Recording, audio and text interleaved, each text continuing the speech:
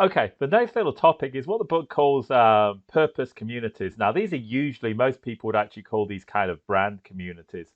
But the idea is you're building kind of a network for customers to engage with the brand. So they help brand engagement. They can help customers get information, kind of contact one another.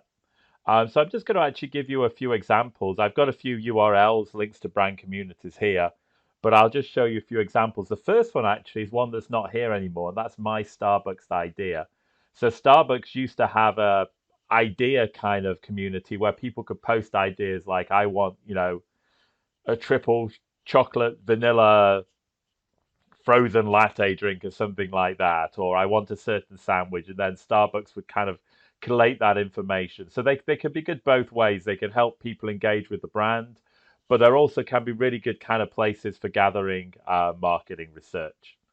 Quite often as well, if we have if we maybe have grab a group of expert customers. So if I work for Facebook or Meta now, I would find like a hundred or 1,000 different people who manage Facebook pages and are content managers.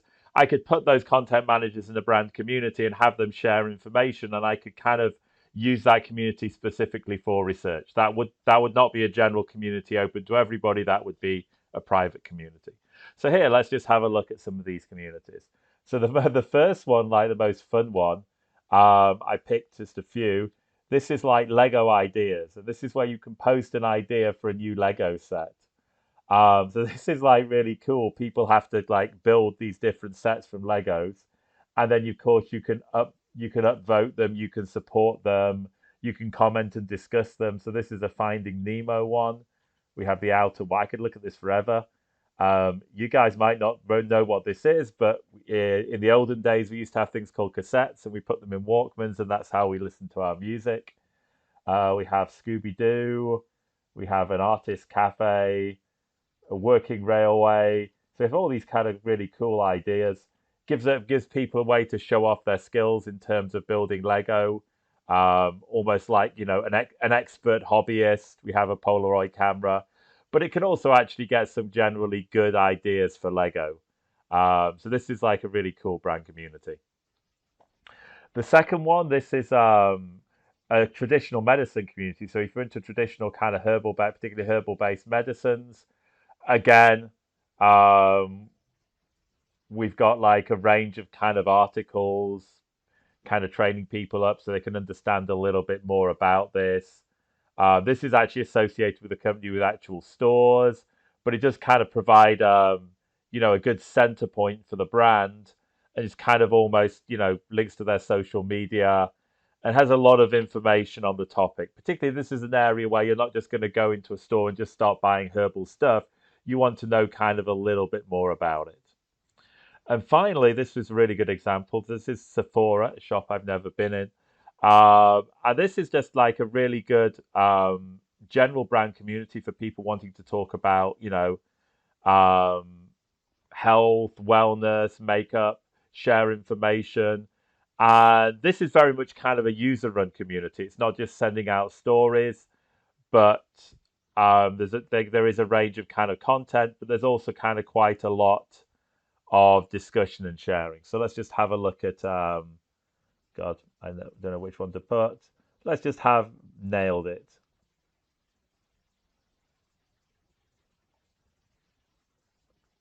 As we say that, the interview is very slow.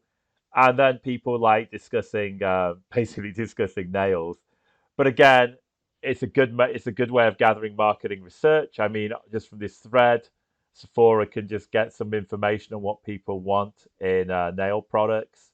And it's also, it helps people consumers get information. So it's a two-way thing. So I thought this was like an incredibly cool community here. That's the Sephora community. Okay, so that's purpose communities. We'll just move on to ethnography. Okay, so just to give some more different types of qualitative research, we have ethnography. Now, this is a little bit out of my area. I've never done much in the way of ethnographic research, but I think it's quite an interesting area. So imagine that I want to understand a certain use of culture. So I attend the Burning Man festival. Um, Generally, you'd want to be part of the group. You'd want to understand the subculture in order to be accepted and to be order to be able to fully observe and fully participate. If I come in my business casual gear with like suit trousers and polo neck top or something, I'm not sure that I would be accepted as part of that group. So that's kind of one example. We can see how these people think, how they consume, what their social values are. And in fact, there's this nice little article called Burning Man. It's like burning academics and saying academic ethnographic researchers have been like really drawn to Burning Man. So there's all these different articles about academics who come to Burning Man and then like do ethnographic research. It may be that these professors just want to get paid to have a free holiday. I'm not quite sure. But there is some kind of, more general understanding social structure. But there's also quite a few consumer things here um, about kind of understanding consumption from these people. So again, just be aware for the exam. Just be aware what ethnography is. It's kind of very high involvement qualitative research where you're observing, but you're also interacting with the people you're trying to study. Another example is I've heard, ethnographers have actually lived in people's home just to observe how people consume, how people have breakfast, how people, relax, leisure time in the evening.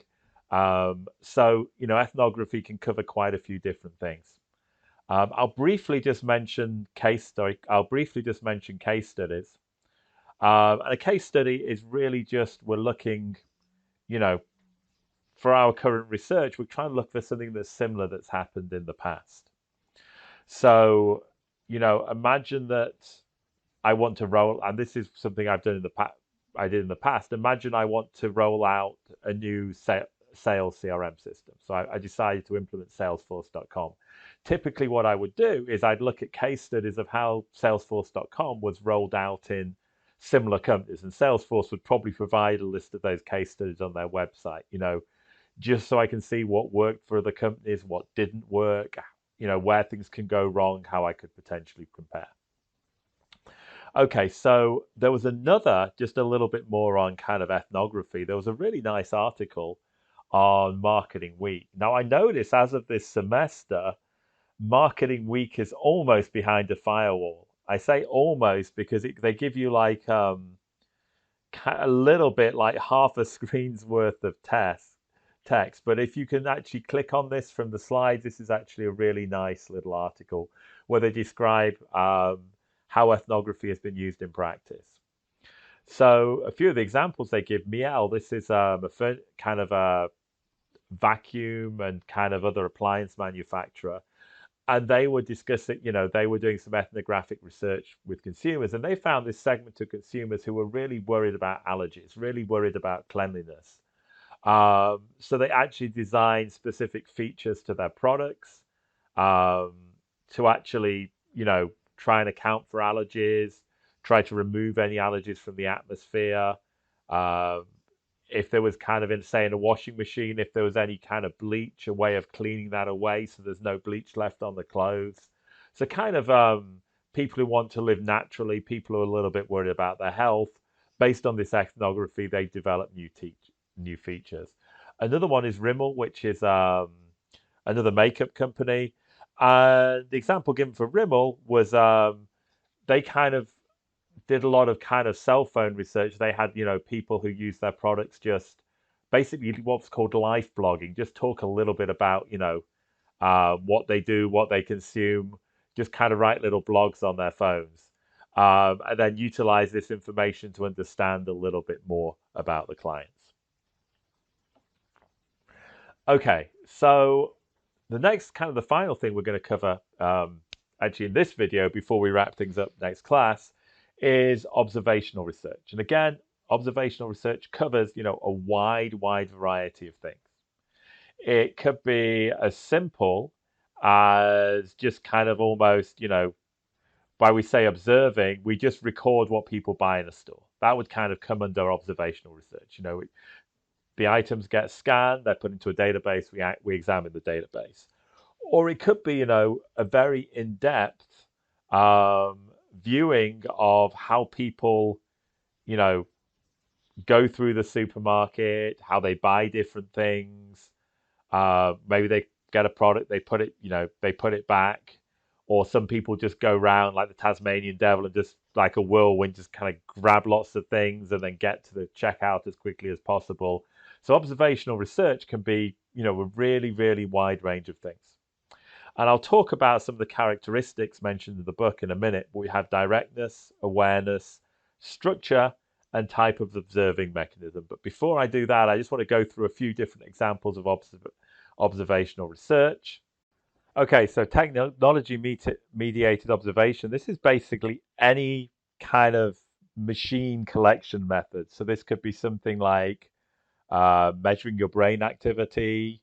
We have something in our Milo lab called galvanic skin response. So, you know, measuring heart rate, so if I have a bit of a shock, if I see an advert that shocks me, I might have a sudden response with my skin, or I might have a sudden heart rate response.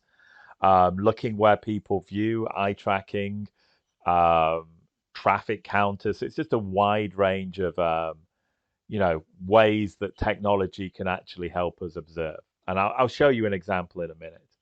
And the scanner-based panel, this is just, I think I talked about this. I talked actually about this last class.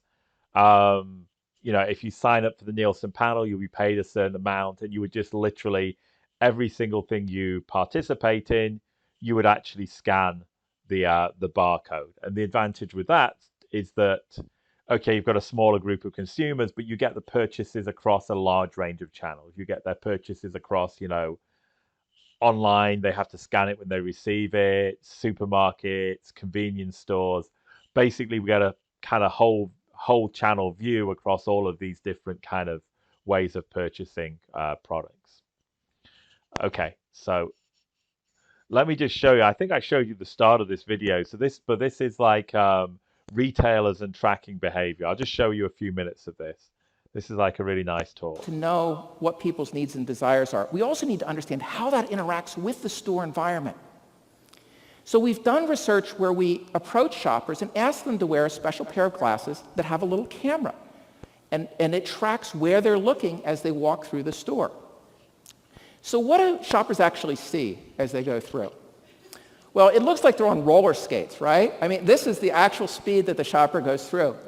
They have certain products in mind, they see what they're looking for, grab it, boom. They're on to the next product category. Okay? So what do shoppers actually see as they navigate through the store? Well, they tend to scan horizontally, about 4 feet off the floor. So this is a heat map that shows the concentration of visual attention. They notice special displays, so like a 2-for-1 promotion for potatoes, or in-aisle displays. They spend 2 to 4 times the amount of time looking at these than the surrounding products. So the store environment has an influence, but also their goals have a powerful influence. Okay, so that is, if you want to work in retail, I definitely recommend that you look at the talk. It's linked to in the slides. I won't show you the whole video as part of my video. This link is behind a paywall, but this is interesting because it shows like the Strava fitness app, and basically they collect data on how people utilize their fitness app. This is just quite often people will actually try and draw pictures with their cycling routes, and just to make stupid pictures. So somebody did a cycling route that looks like a goat here. But that's just kind of another good example of observational research, in that where when people are utilizing the app and they're actually cycling, all that data is kind of being uploaded for you to do research on. So these are all just kind of good examples of observation. My last little example, and I think I've already talked about this, is Walmart Kids, where Walmart basically bring in a load of kids and just kind of get them to play with get them to play with products. And this is kind of like Walmart every year. They produce like a 2020, they produce a yearly top holiday list. So they've got like the top ones under $25, blockbuster hits, toys for certain age range. So Walmart do a lot of marketing research with kids before they kind of finalize their toy set because it's a massive, massive revenue earner for them. So before they kind of finalize their toy sales for the holiday period.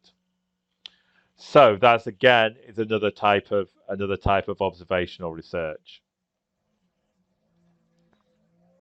Okay, so let's go. We've had quite a few examples of different types of observational research. So let's kind of go back to these different kind of characteristics of observation and then do it with our different examples. So the first one is going to be directness. So let's just move this out of the way and do a thing.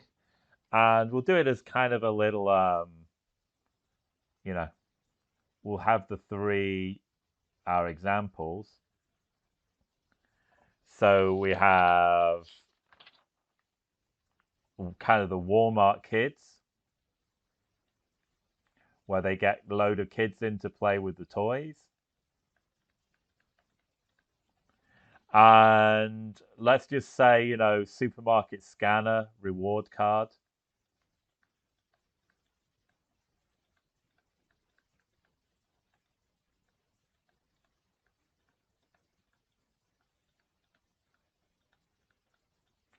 And then we're going to have eye tracking. So let's just say we'll have retail eye tracking, just like I showed you in the video.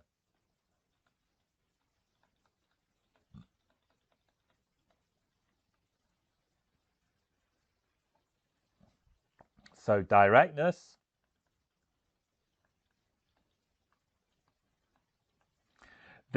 So directness is how directly do you observe? Well, if we're looking, we've got marketing researchers observe, they'll ask the kids, what they like, but they'll also observe, how the kids play with the toys. Are they interested, not interested? So that would be direct. Don't really need the well why. Direct. Supermarket, the scanner. Reward, we're going to be looking at the data that comes out of that. So that's going to be indirect. And the retail eye tracking, we might observe them going around a supermarket. We might observe this in real time, or we might just kind of have a look at the data. So that's probably somewhere between the two. And again, if I ask this in an exam, I'm not going to give these borderline cases. So awareness, this is how aware an individual is that they're being watched and tracked. Are the kids aware they're being watched? Yes, probably. So awareness, yes. The scanner and reward. I mean, I think if you've taken a marketing research class, you know a little bit about the industry. They know that you're gathering data, but they're maybe not 100% sure what it's being used for. So I'll maybe put some awareness. And the eye scanner, yes, because you're wearing you're wearing a very kind of specific technological pair of glasses. You'd definitely be aware. Now we have the structure.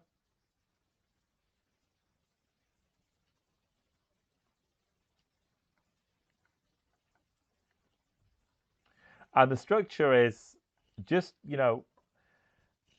basically, if it's highly structured, you know what's going to happen beforehand. There's a set of processes you go through, and it's going to be almost the same every time.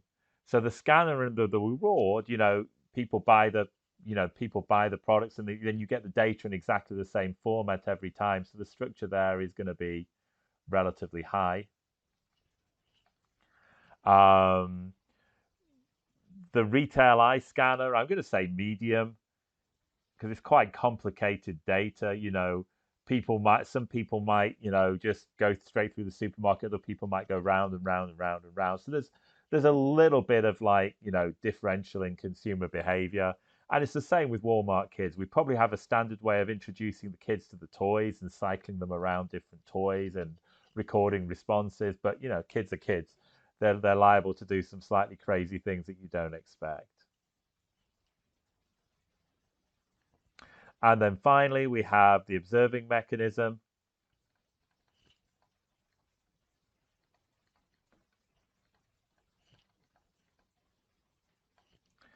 Well, for the Walmart kids, it's probably going to be some, Walmart have set up this little test laboratory where the kids could play with all the toys.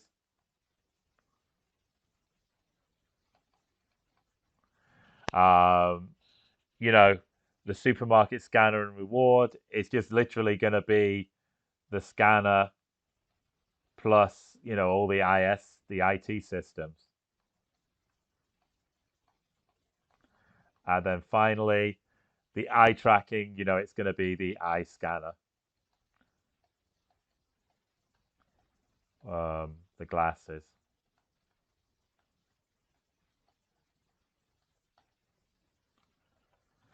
Okay. And then finally, I'm just going to kind of go over quickly. The book asks a few questions about when you select the observing mechanism. So let's just do the Walmart kids example. So what sort of behavior is relevant to your research problem? Well, whether kids are enjoying playing with the toys or not, whether they just pick them up and put them down and decide they're not interested, how long they play for them, whether there's expressions of joy, how much detail needs to be recorded. This is qualitative research, so we want more than just the kid likes or doesn't like. We want to maybe we want to observe how they're dealing with the toy, whether they seem delighted or not. What's the most appropriate setting?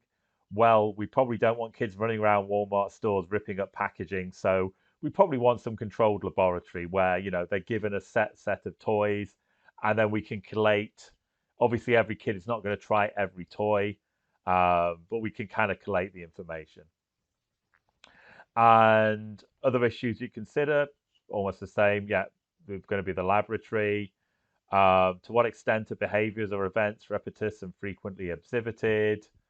Um, Again, we want a certain degree of structure, but the kid's behavior could be maybe a little bit unknown in advance. Somebody might just throw the toy away, particularly with younger kids. Um, Other people's might play with it methodologically. We've already talked a little bit about the directness and the structure. So in this case, we're going to be, observing directly. We're probably going to have moderate structure here. And how aware should the subjects be that behaviors are being observed? If you're taking your kids to a lab, a lab, unless they're maybe very young kids, they're probably going to be aware of what's going on. And in this case, we may do both. We generally want in person, but we may want to have some technology measurements as well. We could maybe put the glasses on the kids and see how the kids view a kind of set of toys set up in a little play area or something like that. The cost, this costs Walmart quite a lot of money. You've got to recruit the participants. You've got to set up the laboratory. But compared to the amount of money Walmart get over the holiday period, the costs are probably pretty low. A small store could not probably do this on their own. And potential ethical issues. Anytime you're dealing with kids, there's ethical issues, because they don't have full agency. Are you bribing their parents to then have the kids like almost working for you full time, trying 50 different toys? You've got to be a little bit careful about, how you deal particularly when you're dealing with kids. Another example of where there's ethical issues, if you're dealing with prisoners, they might be told, yes, you've got to do this, and they have no real choice or agency in the matter. So those are things that you perhaps consider. Okay, and we'll finish up. There's only a little bit more for observation, so we'll just finish that up next class.